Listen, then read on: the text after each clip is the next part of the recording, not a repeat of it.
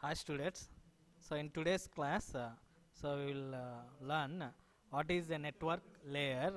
So the main functions of the network layer is it's a routing and the logical addressing.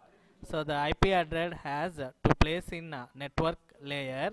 So another main function of the network layer is it has store and forward packet switching and the services provided to transport layer and the internal design of network. So in OSI model or TCP IP model, so we having a layer that is nothing but a network layer.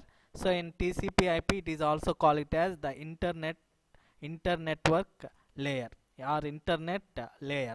So these network layer main functions are it has routing property is the main function of network layer. So routing is nothing but it is the process of forwarding a packet in a network so that it reaches to its uh, intended destination. So that means we have to route a specific packet from one system to another system, so that will be performed by the routing process. So this routing is one of the function of network layer. So the routing is it is the process of forwarding a message or a packet or a information in a network so that it reaches to its intended destination. That means whenever we are sending the information from the sender to receiver or transmitter to receiver or source to destination, whatever the term we are using to transmit the information from one end to another end, so in between the path, so we have to route that information. So that is one of the function of network layer. So here we have different network layer design issues. So those are nothing but store and forward packet switching and the services provided to the transport layer and the implementation of connectionless service and the implementation of connection oriented service and the comparison of virtual circuit and datagram subnet. So these are the some of the design issues. So whenever we meet these design issues, then we are successfully deliver the information from source to destination or transmitter to receiver or sender to receiver. So we have to fulfill these design issues one by one in to reach to maintain a perfect network layer and the transport layer. So in this first one is store and forward packet switching and services provided to the transport layer and the implementation of, so we have to implement connectionless service. Those are nothing but Wi-Fi services and the implementation of connection oriented services. So those are nothing but the LAN network or wired connection. That is we have to establish the media. So whenever we are using to transmit the information through, either it may be coaxial cables or either it may be twisted pair cables or either it may be fiber optic cable. So and at that time we have to use connection oriented services, and we have to compare both the virtual circuit and the datagram subnets. So these are the some of the design issues. So first of all we have to know what is the network layer. So if this network layer controls the operations of subnet, the network layer performs the routing packets from source to destination. So this network layer selects the shortest path to transmit the packet from number of routers available in a desired network. So this is one of the main function or the working property of the network. So this will be, we can call it as a what are the services. So we have to provide some services from the network layer to transport layer. So those services are nothing but so these are the services need to be carefully designed with the following gates. So the first service provided to the transport layer is so the services should be independent of router technology. So first service provided from the network layer to transport layer is so it should be independent of router technology. And the second service, so transport layer should be shielded from the number of type and the topology of router. And third service, so the network addresses the mode available to transport layer should be uniform numbering plan. And the fourth service is the transport layer should implement the connectionless services for a datagram networks. And the fifth services from the network layer to transport layer is so it implements connection oriented services whenever it will have virtual circuit approach. So the main goals of the routing algorithms are so here we have the store and forward packet switching. Here the environment of the network layer. So here we have the H1. H1 is the process P1 system, and the H2 is the destination system. H1 here, H1 is the source system and H2 is the destination system. So in this, in between the H1 and the H2, we are using one mechanism, routers, different routers. So in that routers are the equipment we have to use store and forward technique. So in this store and forward packet switching, so here the data will be divided into small parts or small packets, so that small packets are transmitted from node to node and processed and forward. That means here one packet will be carry any independent route of any route. So for example, here we are having the packet number 1 and the packet number 2. So the packet number 1 will take the path A to C. Packet number 2 will take A to B. So whatever it may be, so at the end of router or end of the packet, so it will be one packet will be transmitted and the forwarded. So it should be processed and forward. So based on that, we can call it as store and forward switching.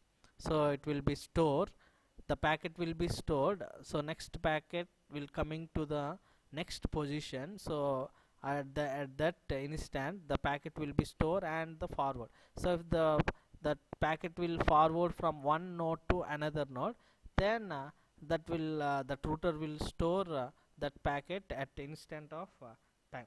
So here this phenomena we can call it as store and forward switching. So here we have two type of connection types. One is the connectionless, that is datagram type, and the connection oriented virtual circuit mode.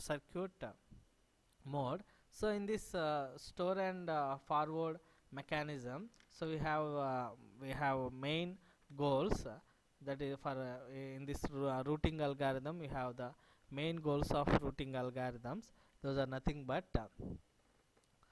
the routing should be done correctly, it having correct destination address, and the data is divided into smaller parts or the packets. So these packets are transmitted from node to node or processed and forwarded. So it is also known as store and forward switching. So in this we have two connection types, those are nothing but datagram and the virtual mode. So here we have provided some services to the transport layer, those are nothing but, so this service should be independent of the router technology, and the transport layer should be shielded from the number, type and topology of the routers present, and the network addresses it should be made available to the transport layer, should use to uniform numbering plan even across LANs and WANs. So here in case of the internet we have to use the connectionless. In case of the ATM, that is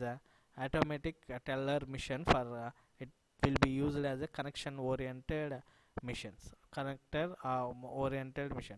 or in asynchronous transmission mode also we have to use connection oriented services. These are the services provided to the transport layer. So we will implement how we will implement of the connectionless services. So that is so there will be a connection setup. So we have to follow the routing within a diagram subnet.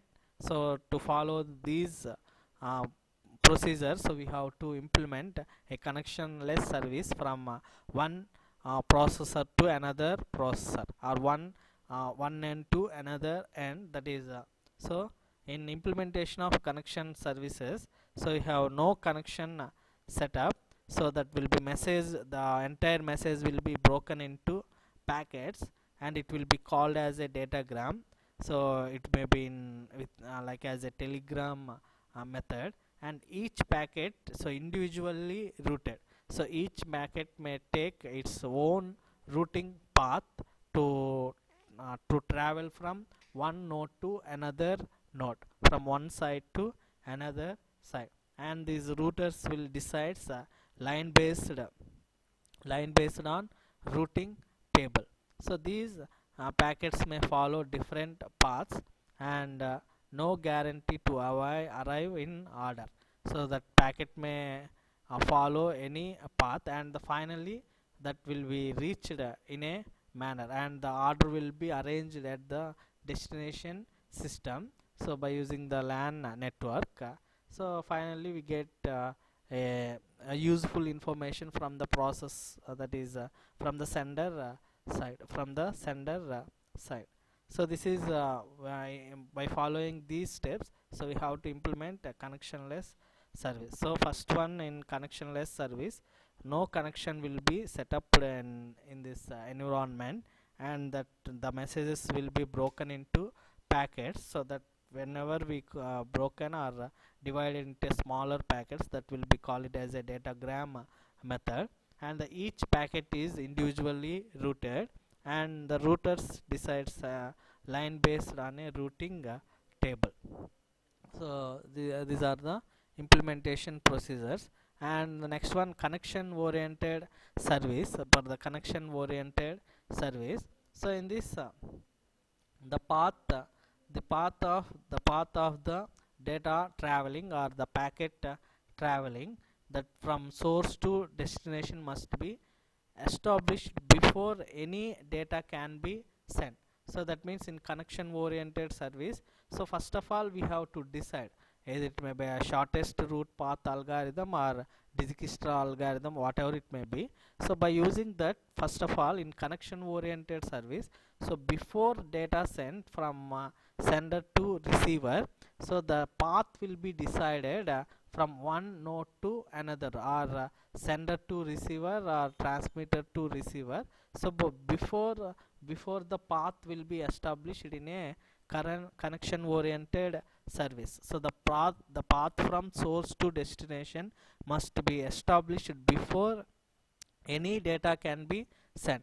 So this will be call it as a connection oriented service, or it will be also call it as virtual circuit.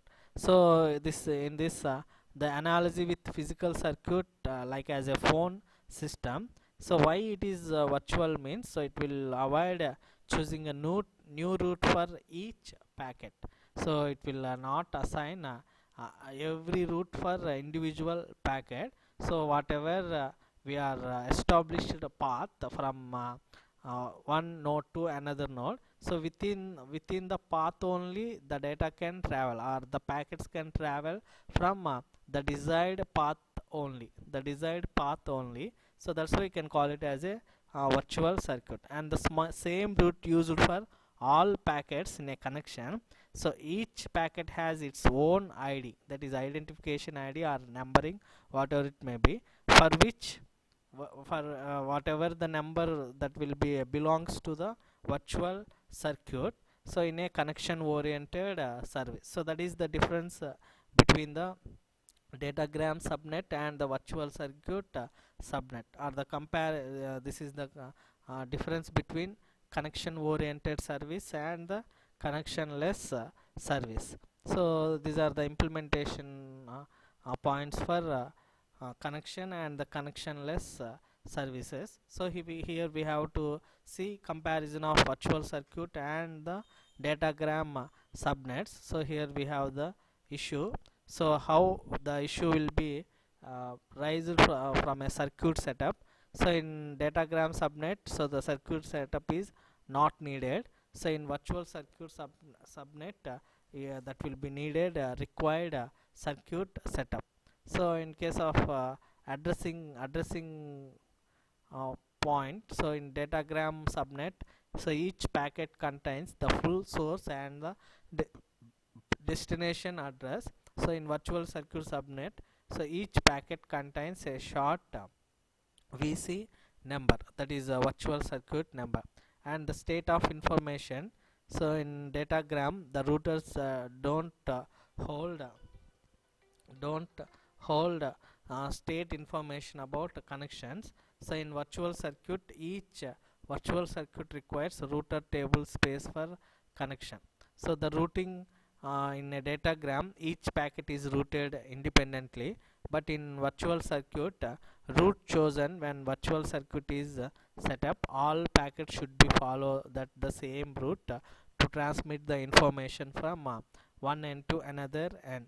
And the effect of router failures, so in datagram, so it not expect from packets lost during the crash.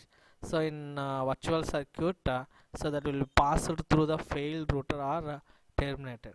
So in the quality of service in datagram subnet it is difficult. So in the quality of service in virtual, it is easy if enough resources can be allocated in advance for virtual circuit method. And the congestion control is also in datagram subnet, it is will be difficult. So in case virtual circuit subnet, so it will be easy. So it will be enough resources can be allocated in advance for each VC. So this is the between the comparison between the virtual circuit and the datagram uh, datagram circuits. So another main function of the uh, routing algorithms, that is routing algorithms, the main goals in routing, we having different types of routing. One is the unicast routing and the broadcast routing and the multicast routing. So in this routing also we have non-adaptive algorithms and adaptive algorithms. So for adaptive algorithms we have to use one type of routing, and the non-adaptive algorithms we have to use one type of routing. So in non-adaptive we having different static algorithms. Those are nothing but shortest path routing, flooding routing, flow based route, and the adaptive or dynamic routing. In this we have different distance vector routing, link state routing, and the hierarchical routing for mobiles, and the broadcasting routing, multicast routing. So these are the different types in adaptive or dynamic routing. So non-adaptive is also called it as static routing, and the adaptive is also call it as dynamic routing. So in this, the main goals of the routing algorithms are, so it has the correctness and the simplicity, robustness and stability, fairness and the optimology. So these are the different goals in a routing algorithm. So what is meant by correctness is, so the routing should be done correctly. So it should be having correct destination address. So if you have destination address is correct, so that router routing path will be maintain a correct from correctively reach that information will reach the destination. So what is meant by simplicity is, so the routing should be done in a simple manner.